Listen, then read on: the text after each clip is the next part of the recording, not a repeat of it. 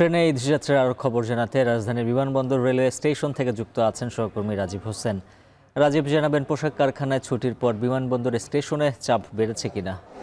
জি, আপনি যেমনটা বলছিলেন রেল যাত্রাও কিন্তু আমরা কিছুটা ভোগান্তির চিত্র দেখতে পেয়েছি। আমরা কিছুক্ষণ আগে আসলে এই বিমানবন্দর রেলওয়ে স্টেশনে এসে পৌঁছেছি এবং এটি যেটা দেখতে পেয়েছি যে প্রতিটি ট্রেনই কিন্তু আধা ঘন্টা থেকে 1 ঘন্টা দেরিতে এসে স্টেশনে পৌঁছাচ্ছে এবং সেটি খুব বড় ধরনের শিডিউল বিপর্যয় না হলেও এটি কিন্তু যাত্রীদের একটি ভোগান্তির কিছুটা কারণ রয়েছে। এছাড়া আপনি জানেন যে আজকে রাজধানীতে কিন্তু বৃষ্টি হয়েছে এবং সেই বৃষ্টির কারণে কিন্তু তারা যাত্রীরা স্টেশনে আসতে অনেকটা বেগ পেতে হয়েছে।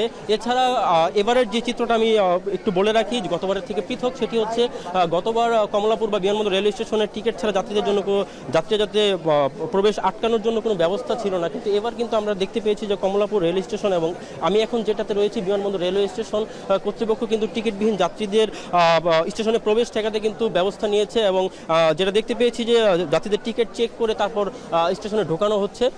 আপনি জানেন যে প্রতিটি আন্তনগর ট্রেনে কিন্তু স্ট্যান্ডিং টিকিট রয়েছে এবং সেটি কিন্তু মোট আসন সংখ্যার সর্বোচ্চ 25% দেওয়ার কথা এবং সেটি রেলওয়ে কর্তৃপক্ষ দিয়ে থাকে। কিন্তু আমরা এখানে যে চিত্রটি দেখতে পেয়েছি যে তারপরেও হয়তো কিছু যাত্রী নানা ফাঁক গলে আসলে স্টেশনে প্রবেশ করেছে এবং সেই চিত্রটি কিন্তু আসলে ট্রেন আসার সাথে সাথে আমরা দেখতে পাচ্ছি যে প্রতিটি ট্রেনে প্রচণ্ড উপচে পড়া ভিড় এবং যেটা দেখতে পেয়েছি আরেকটা বিষয় যে ট্রেনের ছাদেও কেউ কেউ উঠছেন, কেউ কেউ ট্রেনের জানলা দিয়ে ওঠার চেষ্টা করছেন এবং রেল পুলিশ আসলে খুব একটা এখানে সক্রিয় নয় যে ট্রেনের ছাদে উঠা ঠেকাতে। এই যে বিষয়গুলো কিন্তু সার্বিক বিষয়গুলো কিন্তু রয়েছে। এছাড়া আপনি যেটি বলছেন গার্মেন্টস ছুটি, হ্যাঁ এটি নিশ্চয়ই একটি অন্যতম কারণ আপনি জানেন যে ঢাকা এই বিমানবন্দরের আশেপাশে যে গাজীপুর যে জেলা রয়েছে সেখানে কিন্তু অনেকগুলো গার্মেন্টস রয়েছে, আশেপাশে অনেকগুলো গার্মেন্টস রয়েছে, সেগুলোর কিন্তু একটা চাপ রয়েছে এবং সেখানে যারা চাকরি করেন তারা ছুটি পাওয়ার পরপর কিন্তু আসলে বাড়ির উদ্দেশ্যে রওনা দিচ্ছেন এবং এছাড়া অনেকে দেখেছি যে টিকিট পেয়েও কিন্তু কেউ কেউ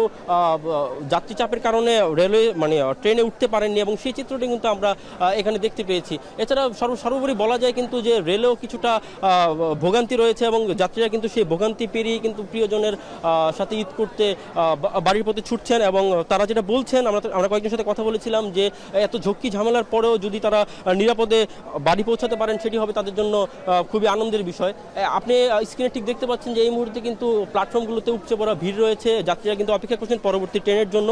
কিছুক্ষণ আগে এই বিমানবন্দর রেলওয়ে স্টেশন থেকে সিলেটগামী কালনী এক্সপ্রেস ট্রেনটি ছেড়ে গিয়েছে এবং সেই ট্রেনটি কিন্তু 40 মিনিট লেটে বিমানবন্দর রেলওয়ে স্টেশনে প্রবেশ করেছে এবং পৌঁছানোর সাথে সাথে কিন্তু যাত্রীরা হুড়োহুড়ি করে ট্রেনে ওঠার চেষ্টা করেছেন এবং দুই কামরার মাঝখানে যে জায়গা থাকে এরপর ট্রেনের ছাদেও কিন্তু অনেকে উঠে গেছেন এবং এই মুহূর্তে যারা যাত্রীগুলো অপেক্ষা রয়েছেন তারা আসলে চট্টলা এক্সপ্রেস ট্রেনের জন্য অপেক্ষা করছেন, যে ট্রেনটি আসলে 2:40 মিনিটে ছাড়ার কথা ছিল কিন্তু এখন 4টা বাজলেও সেই ট্রেনটি এখনো এসে পৌঁছেনি। আশা করা যাচ্ছে কিছুক্ষণের মধ্যেই ট্রেনটি প্ল্যাটফর্মে এসে পৌঁছবে। তো এই ছিল আমার কাছে সবশেষ। বিমানবন্দর রেল স্টেশন থেকে ঈদযাত্রার খবর জানাচ্ছিলেন রাজীব হোসেন। এদিকে স্বস্তিতে বাড়ি ফিরতে দক্ষিণবঙ্গবাসীর প্রথম পছন্দ লঞ্চ। সকাল থেকে সদরঘাটে দেখা গেছে উপচে পড়া ভিড়, তবে বিরূপ আবহাওয়ায় ভোগান্তিতে পড়েছেন ঘরমুখ মানুষ। এ নিয়ে বিস্তারিত জানাতে যুক্ত আছেন আব্দুল্লাল মেহেদি, জানাবেন প্রতিকূল আবহাওয়ায় লঞ্চগুলো অতিরিক্ত যাত্রী নিচ্ছে কিনা? উজ্জ্বল, আপনি যেমনটা জানাচ্ছেন অতিরিক্ত কোনো যাত্রী নিচ্ছে কিনা, অতিরিক্ত কোনো যাত্রীর আমরা আপাতত নেওয়ার কোনো আশঙ্কা দেখছি না। পর্যাপ্ত পরিমাণে লঞ্চ রয়েছে। এছাড়াও উপচে পড়া ভিড় ইতোমধ্যে লক্ষ্য করা যাচ্ছে। কিছুক্ষণ আগে গার্মেন্টসগামী যে ইয়েগুলো ছুটি হয়েছে, অফিসগুলো ছুটি হয়েছে, বেসরকারি সব অফিস ছুটি হওয়াতে আমরা উপচে পড়া ভিড় লক্ষ্য করছি। ঠিক দুপুরবেলা কিছুক্ষণ যাত্রা বিরতি ছিল লঞ্চগুলোর বৈরী আবহাওয়ার কারণে। বৈরী আবহাওয়া শেষ হওয়ার পরপরই আবার ঠিক সময় মতো লঞ্চগুলো ছেড়ে যাচ্ছে। আমরা যদি ক্যামেরার চোখে দেখি ঠিক মানুষদের ভিড় উপলক্ষ করা যাচ্ছে, তারা বাড়ি ফিরে যেতে উদ্গ্রীব এবং অনেকেই জানাচ্ছে যেহেতু এটা ঈদুল আজহার ঈদ, কুরবানি পশুর কেনাকাটার একটা ব্যাপার থাকে, তারা এখান থেকে গিয়েই তারা কালকে কুরবানির ঈদের যে পশুটি সেটা কিনতে হাটে যাবেন এবং তার পরের দিন একদিন পেরোলেই ঈদ, তাতে তারা ব্যস্ত হয়ে পড়বেন এবং যে ভিড় দেখা যাচ্ছে আমরা মহাসড়কগুলোর মতন লঞ্চ যাত্রা অনেকটা স্বস্তিদায়ক আরামদায়ক হওয়ার কারণে তারা লঞ্চ যাত্রাকে বেছে নিচ্ছেন এবং শেষ পর্যায়ে তারা আনন্দের সাথেই ফিরে যাচ্ছেন বাড়িতে। এবং অতিরিক্ত কোনো ভাড়া আদায়ের প্রসঙ্গে যদি বলি, অতিরিক্ত কোনো ভাড়া ইতিমধ্যে আমরা অভিযোগ পাই নাই। প্রতিটি লঞ্চে ভাড়ার চার্ট টানিয়ে দেওয়া হচ্ছে নৌ পরিবহন ও বিআইডব্লিউটির পক্ষ থেকে এবং তারা মনিটরিং সেল গঠন করেছে। এখানে পুলিশের পক্ষ থেকে অতিরিক্ত একটা ফাঁড়ি তৈরি করা হয়েছে। এছাড়াও কোস্টগার্ড তারা টহল দিচ্ছে নিয়মিত, এবং প্রতিটি লঞ্চে আনসার সদস্য রয়েছেন, সশস্ত্র এবং নিরস্ত্রীয় আনসার সদস্য রয়েছেন, তারা লঞ্চে প্রত্যেক থাকবেন। এছাড়াও ম্যাজিস্ট্রেট ভ্রাম্যমাণ আদালত পরিচালনা করছেন। অতিরিক্ত কোনো ভাড়া না হলে সাথে সাথে লঞ্চ মালিক কর্তৃপক্ষকে জরিমানার আওতায় আনা হচ্ছে।